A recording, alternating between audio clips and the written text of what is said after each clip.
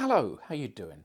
I'm Matt Ricardo. I'm a performer and a writer and a maker of various different things. I'm also a late diagnosed autistic. I got my diagnosis at the age of 54, which is about 2 years ago. Now, getting my diagnosis was a lot. It was more than I thought it would be, if I'm being honest, and it still feels like I'm very much in the early stages of that journey, but I thought I would share what I've learned so far. So today we're going to talk about the things that I take with me every day to help make the outside world a little more manageable.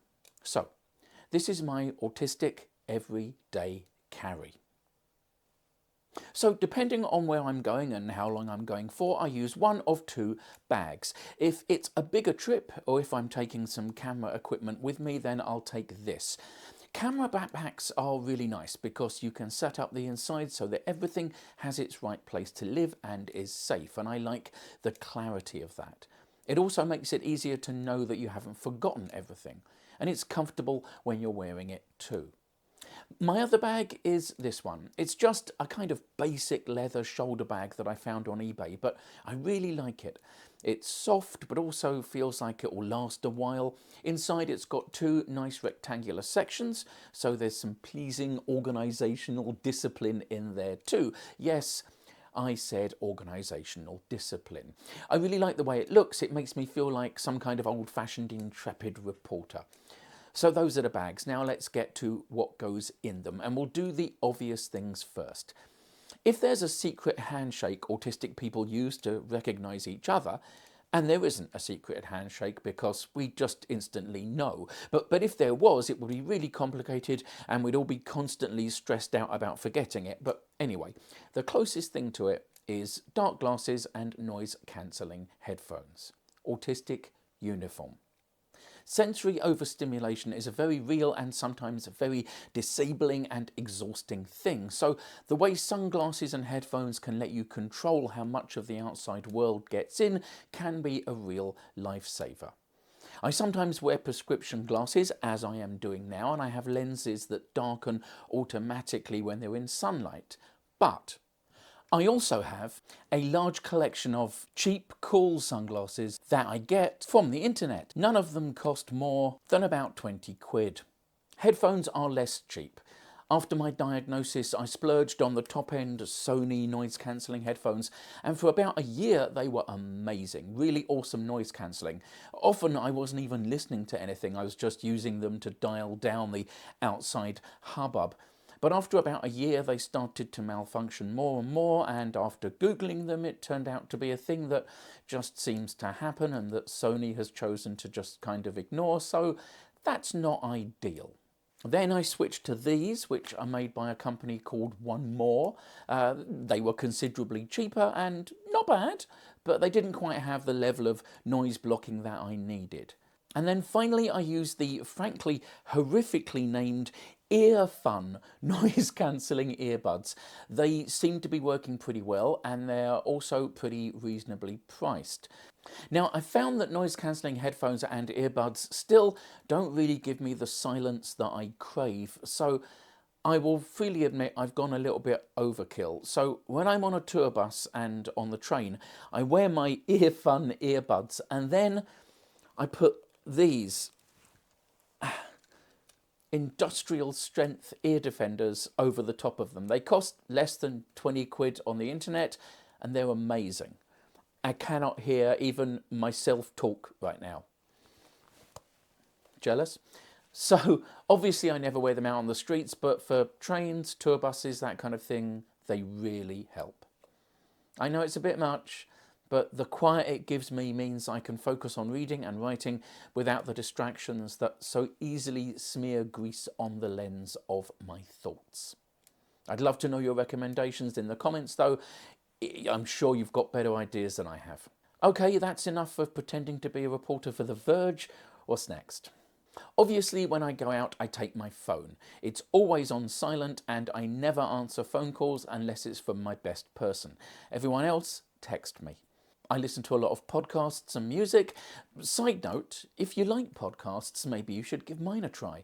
Imagination and Junk, the transatlantic conversation about the hard work of creativity. Get it where you get your podcasts. I'm so sorry about that advert. I feel cheap and not in a fun way.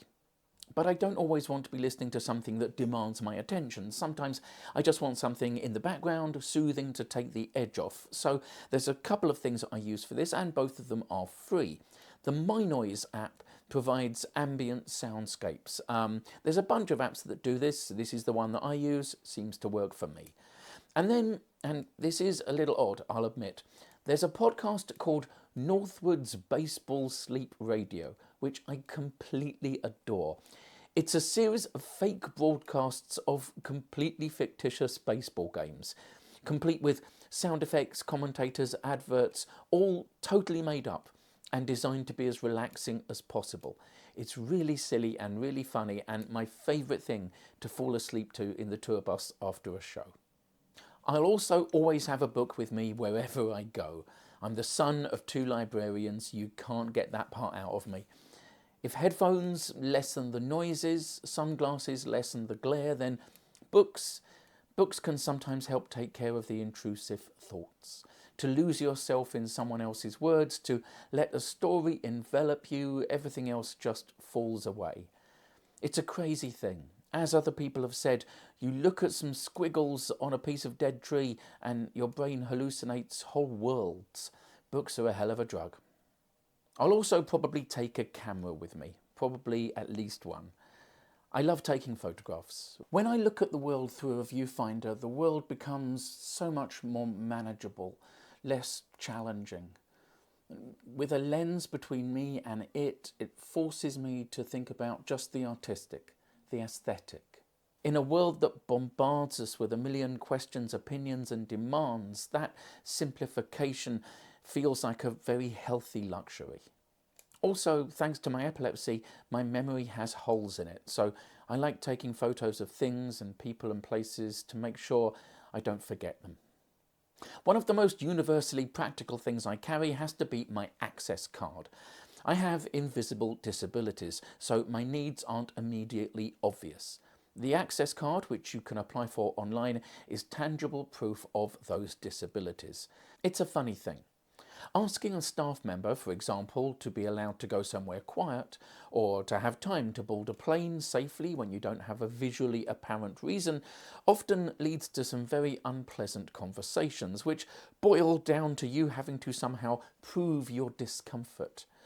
But I found that accompanying these requests while flashing a card with your photo on, like a TV detective, almost universally skips that part and gets you what you need.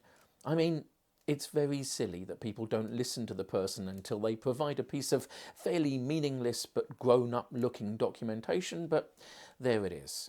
Humans have been brought up to respect a hall pass, use what works, right?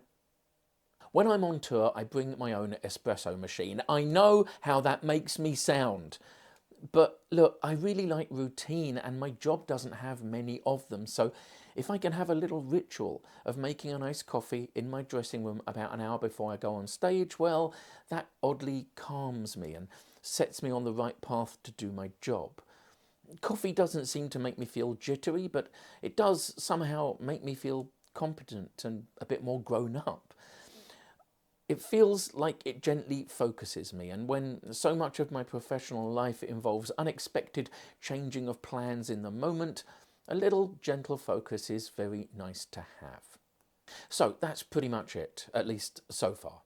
All these things fit in my nice shoulder bag, leaving plenty of room for all of the shame, regret and existential dread that also forms an essential part of my everyday carry. However full the bags get, there's always room for that, huh? Doesn't seem fair. I'd love to hear from you though. What do you always have with you to help you navigate the world? Let me know in the comments below. Now, just before you go, my new book, published by Faber and Faber, is now available to pre-order from all of your favourite book buying places. The Magic in You is a compendium of amazing things that you can learn to do. From baffling magic tricks to incredible circus skills to hilarious comedy, sneaky spy tricks and mind-blowing science experiments. Everything from picking locks to levitating. Yes, really. But while you're mastering all those amazing skills, you'll also be learning how to be smarter, kinder, more creative, more confident and more empowered to be whatever or whoever it is that you want to be. It's great for anyone aged 9 and above. I'm very proud of it. I really hope you check it out. I hope you're doing okay. I'll see you next time.